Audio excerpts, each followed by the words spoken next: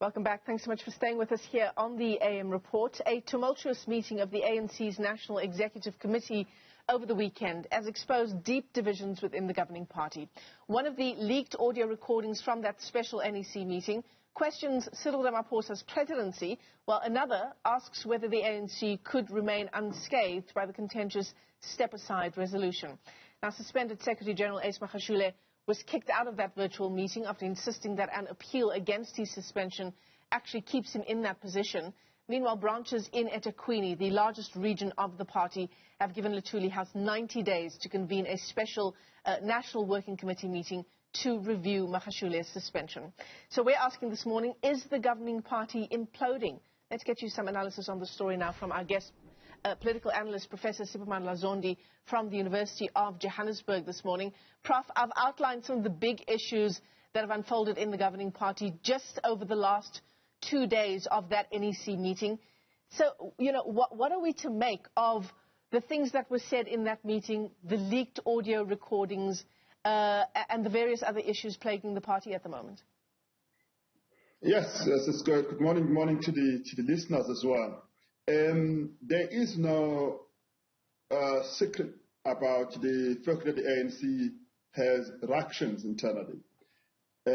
We also have known this for more than a decade. Each Secretary General in the organizational report, in the party's organizational report, to all the conferences going back to Stellenbosch, refer to growing factionalism, and this phenomenon has been growing stronger and stronger. Thirdly, from its birth and by its design, the ANC is riddled with internal contradictions that it has to manage in every decade for the past 10 decades. So a lot of things are not quite surprising, but of course, with each round of this spurt of factionalism, there are concerns about how it impacts the party's ability to deliver on its mandate, especially now that it's in government, and whether this might spill over to how government functions, whether it is might be splitting the attention away from the major challenges we face now, including the immediate challenge around COVID-19 and its economic impact, and the enduring challenges of poverty, unemployment, inequality, and underdevelopment in this country. That's a challenge. If it is so consumed in this that it is unable to respond to this, then we all then suffer. Yeah. Let's take a look at some of those leaked audio recordings. I want to begin with the former President Thabo Mbeki and what he had to say, essentially questioning whether the governing party is on the verge of collapse. Let's just listen to that clip.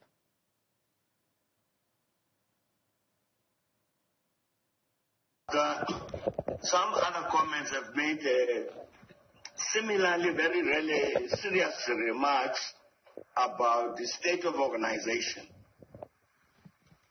The comrade Chupo, I think that's how you pronounce the name, much earlier had called for a retreat. And he said that retreat must discuss this question. Do we still have any organization called the ANC? That's a very, very serious challenge, comrades, that a comrade says we need to meet, he said 2 or 3 day retreat, seriously to look at this matter. He's followed by Comrade Batabile, and Comrade Moore, who spoke in support of Batabile. Both of them representing the Women's League. And the central point that Comrade Batabile made is this, that the movement is about to collapse. I'm saying, Comrade Chair, you have this question. Do we still have any organization called the ANC? Do we still have any organization called the ANC? What do you make of that clip, Prof?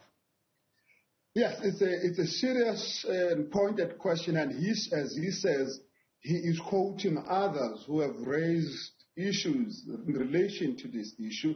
It's a very interesting question, a very important question, but it's also not a new question. He himself, when he was the president, posed the question about what might be happening to the ANC and whether it was what it was intended to do, and then began that conversation in the ANC in the mid 2000s, which was called the RDP of the soul, that the ANC needed to renew itself, renew its soul, and all of that. And I guess those questions have endured and have got to a point where a larger number of the members of the NEC now realize that when he raised that in the mid 2000s, it didn't sit down well with other members of the ANC leadership, and it seems right now that that question has gained traction. Yep. And the ANC itself has been warned by its own leaders in several conferences as well about the fact that it might actually hit rocks if it doesn't manage these contradictions that it's meant to manage. And if it fails to manage them, these contradictions becomes a threat to it and become negative, and they can destroy. And of course, as we indicated, it can affect the country's governance and development. And it's a question that I hope the current crop of leadership in the NEC, those 80-plus leaders, are able to kind of sit down and really reflect on seriously and decide how they want to take things forward. Because if it isn't, what is being said might actually happen. The ANC might collapse. Yeah. Other parties might have to emerge, or parties emerge out of it or emerge outside of it. This collapse might bring some effect on our society and on our state, because the ANC is heavily entrenched, both as just an organization itself and as a brand. It is heavily entrenched in our society and our government. Yeah. You know, Prof, obviously these clips are just moments from the NEC meeting over the weekend. But do they give you a sense that what you've just described, you know, the ANC actually grappling with this moment in the governing party, and whether this NEC meeting is the vehicle to take them beyond what many are calling an implosion? Do you get a sense, and I want you to think about this question as we listen to ANC NEC member Dokotela Gwete, where he's heard in one of those audio clips as well, questioning the presence of Cyril Ramaphosa in the meeting, despite his supposed suspension by Ace Magashule. Take a listen to this clip, Prof. This NEC, if it was to have integrity, reputation in dealing with corruption, I think those ones must also be included, because there are many of us in this meeting who are facing serious allegations of corruption. And I think for as long as we preside and become judges on our own cases, it's not going to help this movement in dealing with corruption, because we might single out the SG, but there are many of us here who are even worse than him in terms of corruption. And until we are also unmasked, the ANC would not deal effectively enough against corruption.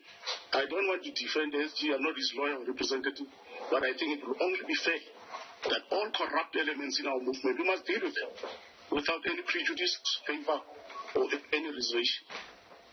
And I think the sooner we get to that point, the better, the good for us as the ANC. Right, that's actually the clip where he talks about many other members in the governing party, aside from Ace Magashule, also facing serious corruption charges. He says even more serious corruption charges. Prof, I'm going to ask you to just stand by for just a second while we find that clip of Dokotela Gwete talking about President Cyril Ramaphosa, questioning him being in that meeting because he's also been suspended, supposedly, by the SG. Take a listen to this. Even now, the president presented a political overview. According to me, I saw a suspension letter against the president. I'm not sure whether he's still our president or suspended, but it's a matter that we still have to discuss. Whether that thing is valid or not valid, or is fake, or what is happening, so that we are clear also on some of these issues, because they create a problem externally. For some of us, I'm not sure even in Parliament, what is the relationship of other parties and our president based on other communications that were issued. So I think these matters must be made clear even when we leave this meeting. We must rise to say what is happening. The other point that I think, Comrade Chair, I think we've reached a point where as this NEC will become a liability to the nation, will also become a liability to our structures. Our failure to rise above our factions and narrow factional agendas, it does not help the movement. And I want to propose a motion into our provinces, regions, and branches that we must either consider Rule 29 of the Constitution of having a special conference, because we have reached a point that where we are in liability, we are not dealing with proper service delivery. Despite the pandemic, we have not dealt with issues of jobs, investments, infrastructure rollout.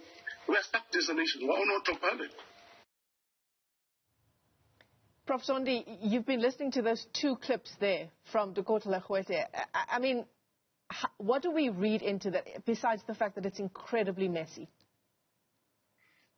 The first point, which is a critical point, it kind of vindicates in a way, and in an interesting way, Bathabile Dlamini's statement almost 8 years ago, when it says many members of the NEC have skeletons in their back, in their cabinets. It is actually making a very critical point that if you're going to act against corruption, you must act against all who are corrupt and not some who are corrupt. I think an impression is created. It's created, unfortunately, by the current leadership action on Ace Magashule, which was quite open, which has not been followed by very open action on the many others that are there. We know from the last NEC, when the NEC decided that all the provinces must bring forward all the names of people who are implicated on that there is a large number. Now, if we do not see that large number being suspended at the same time, it unfortunately can create an impression that what is being done is a bit fictional and all of that. It's raising a very interesting point. Second point, Edda, whether in doing this, we are also, in doing this, whether they are also attending to issues of service delivery. Whatever is being done will improve the lot of the people on the ground, or it's simply elite fighting among each other. It's a very critical point as well. And I hope the fact that these things are coming up, that the top leadership of the ANC is discussing these things, means that they're now grappling with the question that President Begi was reiterating. And I hope that the fact that these questions were being raised internally means that they are now grappling with them and they're discussing them in a big way, and they're coming up with decisions. We'll have to see when the statement is released whether they have really grappled with some of those. And I know it will take time. It will perhaps lead to the General Council, the National General Council, where they will deepen the conversation. But they need this conversation for themselves. Yeah, absolutely. So they need the conversation for themselves. It's 5 months to go until local government elections in October of this year. Surely this is not where the party would ideally want to find itself in prepping for these elections. Yes and no. It doesn't want to be in a situation where it seems not in control of the contradictions that are natural in the ANC, because the ANC is a multi-party, it's a multi-class and multi-ideology organization. It doesn't want to be in a situation it seems like it is not in control of this, or that it acts in a way that creates more explosion and implosion internally. But no, because it does need to confront these issues, even ahead of elections. Because if it doesn't confront them, they will continue to haunt it. The ANC's decline in elections, in the electoral outcomes, has been at points ascribed to its perception as being corrupt, which means it needs to deal with that thing. But in dealing with it, it must not factionalize itself even further or destroy itself even further, because it would also lose electoral contest. And so it's a catch-22 situation, but it's about how these top 80-something leaders, what they do to confront the question that President Begi repeated from the questions other members of the NEC had actually raised in the same meeting. Yeah, absolutely. And of course, those audio clips now being investigated, we're told, by the ANC's legal team. Prof. Siphamandla Zondi is a political analyst. Thanks very much, as always, for your time here on the AM Report as we continue to unpack what's unfolding in the governing party.